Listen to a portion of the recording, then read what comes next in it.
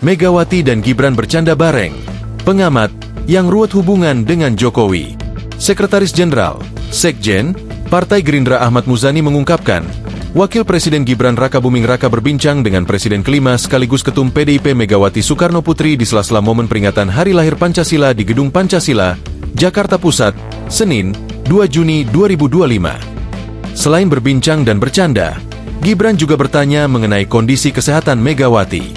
Iya, Mas Gibran, bertanya ke Ibu Mega, menanyakan kesehatan Ibu, segala macam, kata Muzani usai upacara Hari Lahir Pancasila. Muzani menuturkan, posisi duduk Gibran pada momen itu berhadapan dengan Megawati.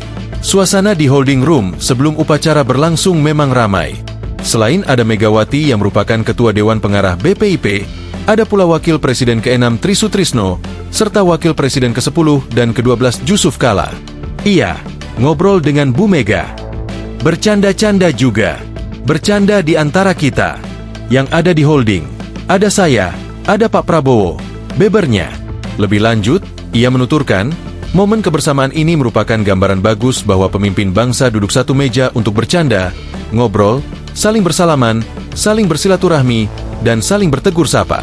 Secara terpisah, Direktur Eksekutif Trias Politika Strategis Agung Baskoro menyebut hubungan antara Megawati dengan Gibran sebenarnya baik-baik saja.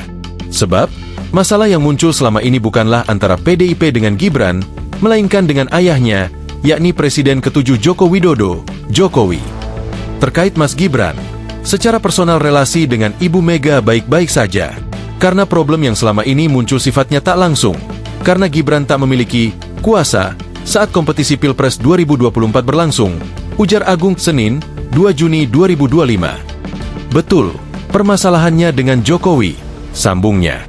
Agung berpandangan, hubungan antara Megawati dan Jokowi bakal ruwet untuk dibereskan. Dia menilai, permasalahan antara Megawati dan Jokowi lebih kompleks ketimbang permasalahan antara Megawati dan Presiden ke-6 Susilo Bambang Yudhoyono, SBY.